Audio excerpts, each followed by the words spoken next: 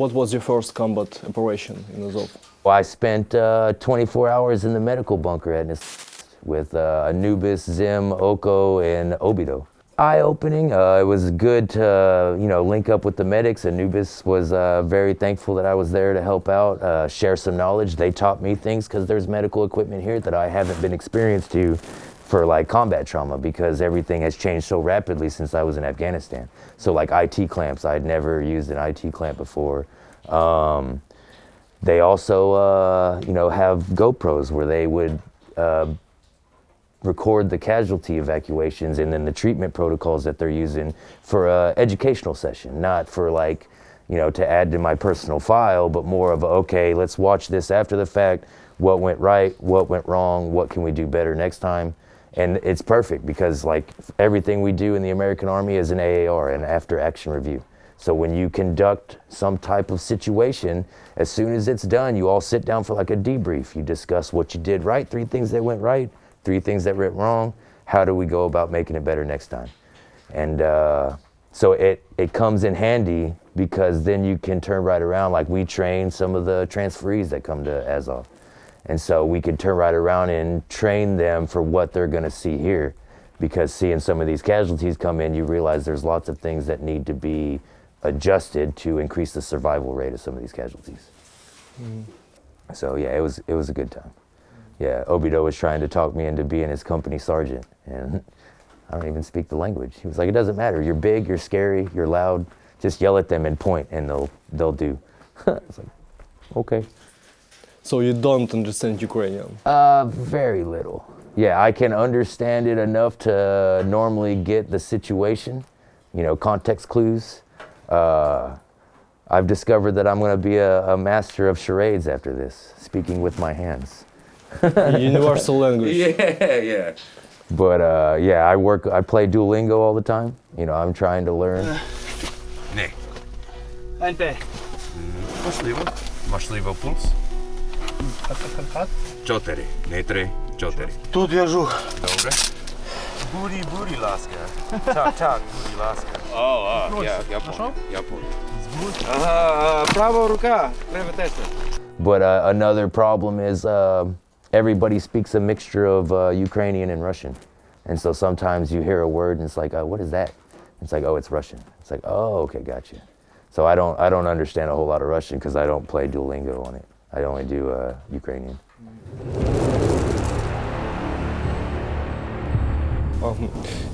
Can you figure out several strong points of Ukrainian army and the weak points of Ukraine? Weak points to me are a lack of communication. Like my army is a push information type army. My upper chain of command constantly pushes information down. I turn around to the soldiers below me and I push that information down to them. So everybody is aware of the situation that's happening. Here, when I got here, the experience that I continue to experience is this is a pull type information. I have to reach out to my chain of command and say, okay, what's going on? What's happening? What are we doing? And then turn right around and pass it on to the guys below me. So that, to me, that's a weak point for a military fighting force. I know the common, I'm not going to say excuse, but the common thing I'm told is everybody has to worry about intel leaks, because everybody's on their social media constantly. Somebody might be selling information, so they don't like to give out intelligence to all the soldiers. But that needs to be handled. Like for us, operational security was a big thing. We would have classes on it like every 3 months. So you would know not to post something on social media, not to just pick up the phone and just start blabbing to people, what you're about to do, what mission you're doing, where you're at, things like that. Strength is definitely a camaraderie. Like I know people, it blows my mind here how much people argue with each other. Coming from a structured military, watching a E5 sergeant argue with a 04 major kind of blows my mind. In my military that would never happen. But at the same time, like there's not a lot of animosity that builds up. Like people don't take it personally. You figure out the situation, however intense that conversation may be, and then you continue the fight together because it's for a common cause. You're all fighting for your freedom. So. When did you join Azov? We did our paperwork in May. We ended up helping with the recruit course, training the new recruits that were coming in. We would train together as a recon unit, and been here ever since. Yeah, I had heard of Azov during the Mariupol steel mill last year. Whenever it was all over the news all the time, but I didn't know anything about the unit. So I say, I'll show you how to do it, but I'm gonna make you crawl around the trench all night. Because we should have 4 and it should be... Я 300! Прикривайте в нас 300! Sounds like y'all need more practice at the range. We're trying to train the new guys for combat medicine, so when they go to the positions, they know how to treat casualties on like a tactical field care and care under fire scenario. Everybody needs to keep covering their fucking sector. And we're trying to get them to be more flexible with the situation as far as care under fire, tactical field care, and then casualty evacuation. Hurry up, he's dying. Did you check his whole body for bleeding yet? No. Hemostatic, regular bandage. Okay, we'll do this again next week. Don't stress. You'll get plenty of practice. To me, the main recipe to make this work is multiple training sessions. Like continuously train over and over and over again. There you go. Now roll him, check his back. There you go. No need to cut if there's no bleeding. That's where it's probably gonna happen in the positions. It's never gonna be a perfect scenario where it's daytime and you've got all this nice open space to work with and you're not getting shot at. You're living in a trench. I think your bandage is on. Yes! Welcome to the trench! Oh, no, because it's 1,000 kilogram Yeah. amputation here. I mean, you gotta find out. You gotta cut it open and find out. We make tourniquet, no clothes, no... Where are you putting the tourniquet? On 4. Yes. Just remember, in reality, it needs to be as tight as possible. Okay? 19.06! 19.06! 19.06! 19.06! Ba, ba, ba, ba, ba, ba, ba. Ba, ba, ba, ba, ba, ba, ba, ba, ba, ba, ba, ba.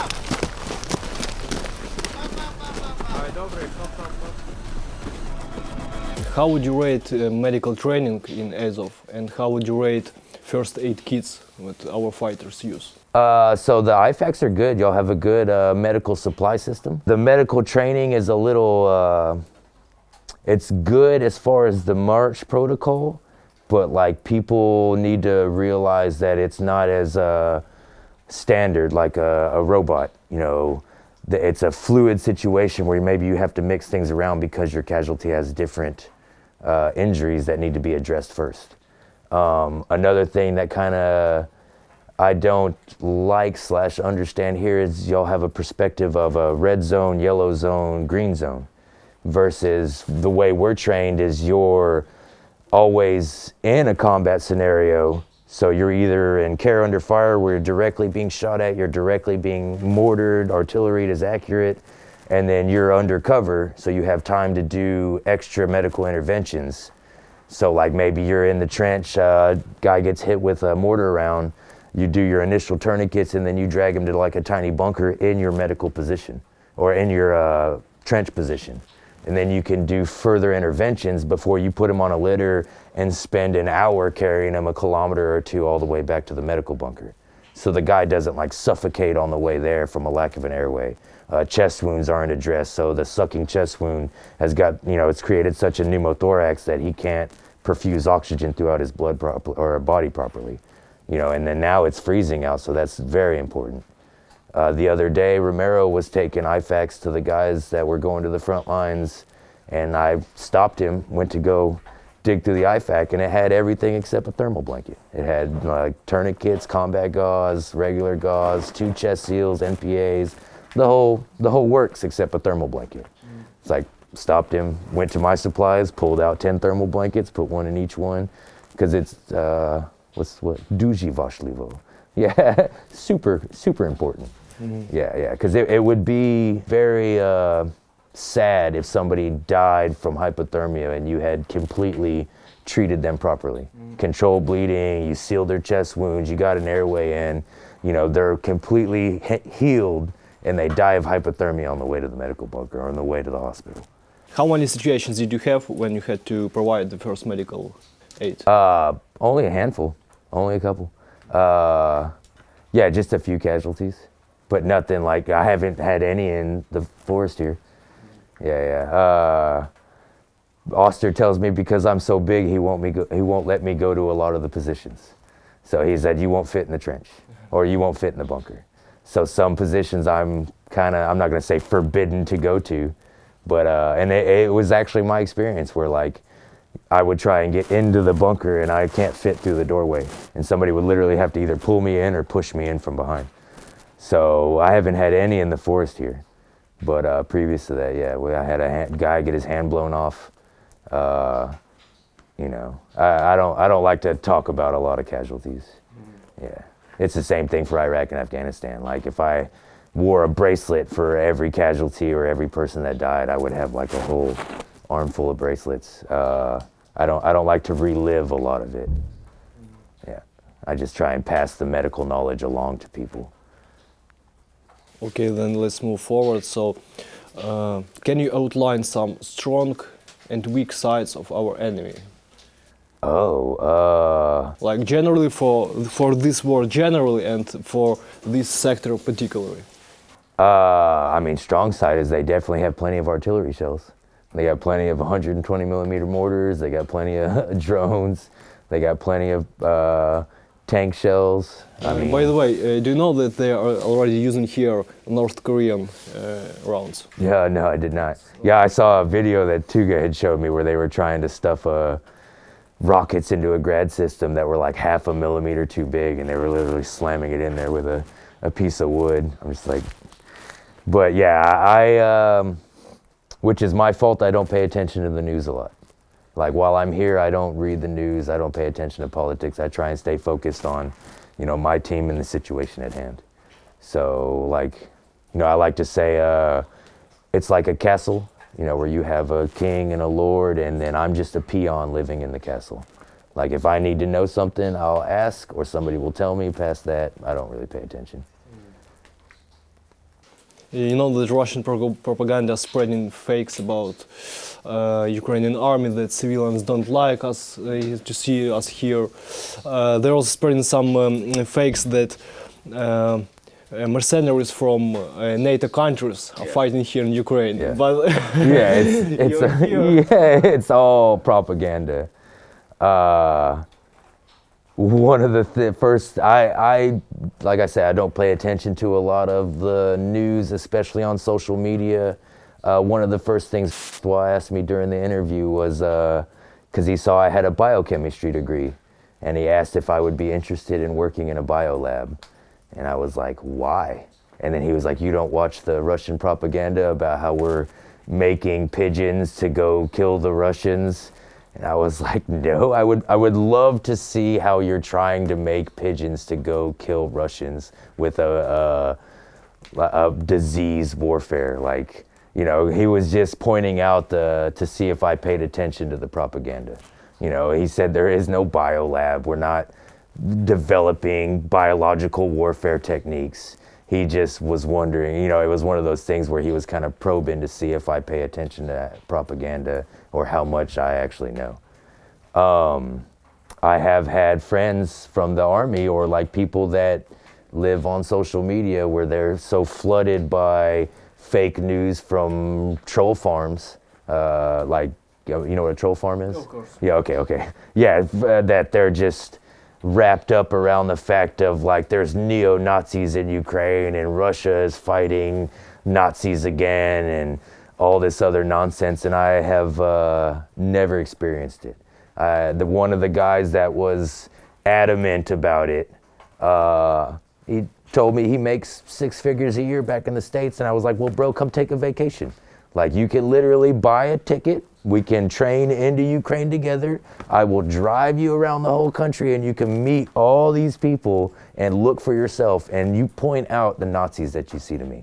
You let me know where you see Nazis and neo-Nazis. You let me know where you see concentration camps where they're slaughtering minorities.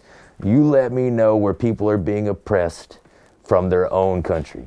The only oppression I see here are the Russians trying to culturally assimilate Ukraine into old school Soviet mentality or Russia's regime. So to me, the only Nazis that are being fought here are Russians. Yeah, to me, I have yet to experience a single actual situation that I would consider Nazism. Russian Federation did a really great job spreading fakes about Azov, including all over the world, including the United States. So how can you describe the general opinion about Azov in the United States?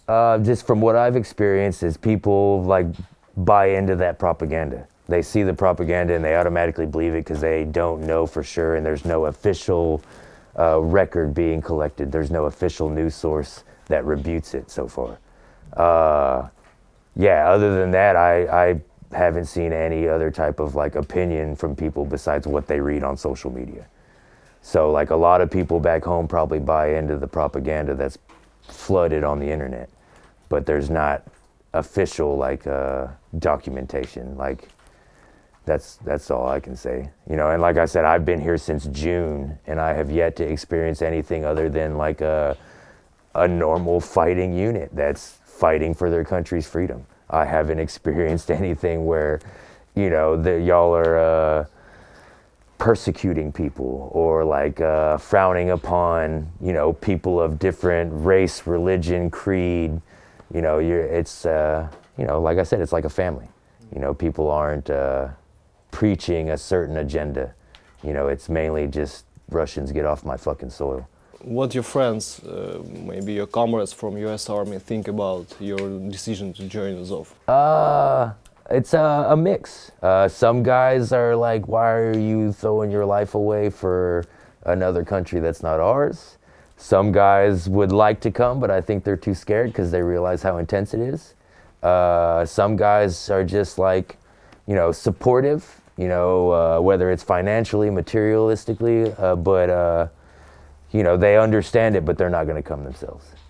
You know, there's only been a few people that are like, what are you doing? Like, don't go. Or you shouldn't be there because, you know, this propaganda or that propaganda. Yeah, most people I have from my old unit, you know, we have like a battalion chat, very supportive. You know, they think it's a heroic deed that you're going to fight for somebody else's freedom. But like I mean, America literally preaches freedom and democracy. Like everywhere you go is, you know, freedom this, freedom that, you know, so it's kind of like an instinctual thing. Why would you join the military to fight for your country's freedom but not help another country fight for them when they're being oppressed by a bigger, stronger neighbor for no reason? You told that you are not into politics. Not really. But how do you think? Does the Ukrainian freedom and the security in this region, how it would affect the general global security? Oh, it's like a starting point. If you allow another country to just take over their neighbor, how many other countries that hate their neighbor are going to do the same thing after the fact, like a domino effect? China and Taiwan is a great example. If the rest of NATO just sits back and watches it happen and doesn't do anything, how many other countries are going to fall after the fact? What's to stop Russia from turning right around and invading another country afterwards to try and build a bigger empire? It's the same thing as World War II. You know, it's kind of like Hitler going to take over like Poland and France, and then the rest of the world being like, don't do that, but not doing anything about it. And then the next thing you know, you're in a worldwide global conflict. So to me, it has to be stopped here and now before it spreads, before other countries start to try and do it themselves. So yeah, that's how I feel about it. So it most definitely affects us on the long term, financially, security-wise. You know, if we don't want to get involved in a broader World War III, then it needs to be stopped here. I'm actually kind of shocked that we don't actually have boots on the ground making it stop right now. But I don't run anything but my mouth. So it was my next question. So how do you think, did the collective West do everything they can to support Ukraine? No, by no means. Like if they did everything they could, then you would see battalions of Army Rangers here. You'd see, the Air Cavalry Brigade. You'd see Abram tank battalions here. Like, like if they did everything they could, you would see boots on the ground actually kicking out invaders from your country. That just doesn't happen to be the case. I think a lot of it is a broader picture of like, I'm not going to say arms dealing, but maybe arms dealing. Maybe, we'll support you from afar. We just don't want to like actually put our hand in there yet. So we'll just like slide you equipment and hope that you do the best that you can. So yeah, I mean, if the equipment flow stops, then there will be a problem. And what is your message about the war in Ukraine to the American people? I mean, it's horrific. Like if you look at the building we're in, like imagine every small town outside of major cities looks almost like this, that's been invaded or assaulted. Even some of the major cities have immense amounts of damage to the infrastructure that's just unfathomable to most people back home. So they just have to get out of their mindset of, oh, well, it's not me, it's not my war, and, remain committed to the cause of freedom and democracy, lack of oppression from your neighbors. What's your perspective on this war? I mean, it's definitely a long, tedious war. I don't know how long it's going to take, but if the will to fight for freedom and keep your own sovereign country remains, I think eventually you'll end up pushing all the Russians out. I think eventually either they'll, concede and just leave because they're tired of sending thousands upon thousands of their guys to die for no reason, or, eventually just inch by inch, trench line by trench line, you'll slowly push them all the way out. Yeah. Before this war, did you know something about Ukraine? Nothing. So it was your first experience? Yeah. Okay. Yeah, I found out when I came over, because my mom didn't want me to come at all. My aunt was 06 in the Navy for 30 years. And when she found out I was coming, she actually informed me that my mom's mother's mother is from Ukraine and immigrated to America in the early 1900s to escape the Russian Tsar persecuting Jews. And so she told me that they actually lived outside of Odessa. The name was the Kimmelblatt family. And so I had no idea. But yeah, when I got here, some people were like, "Are you Ukrainian?" I'm like, "I guess so," but I did not know before I came. So it was a surprise for you? Yes, most definitely. Yeah, I had no idea. What did you tell your relatives about how you described your motivation to go here? The same way I just said it. Like if I was going to enlist in the army to go fight in Iraq and Afghanistan for the freedom of America, why would I not come to Ukraine to help fight a uniformed army for the freedom of Ukraine? Like to me, it goes hand in hand when you have that type of like personal ethos. Like it doesn't only apply on certain scenarios. To me, like if you have that type of ethical value, then it should be a broad spectrum where it applies in every scenario. What are the best qualities for the recruit to Azov? Discipline. Like you don't have to be the smartest person in the world, but as long as you have discipline to listen, learn, apply the knowledge that you're given. Practice. I love saying to people, "Mencha deja bilshe practica." Because like lots of guys that we go to train, they've had the medical lecture 15 times in the past year. And I'm like, cool, here's an IFAC. This is your mock casualty. Treat this casualty. And they have no idea what to do.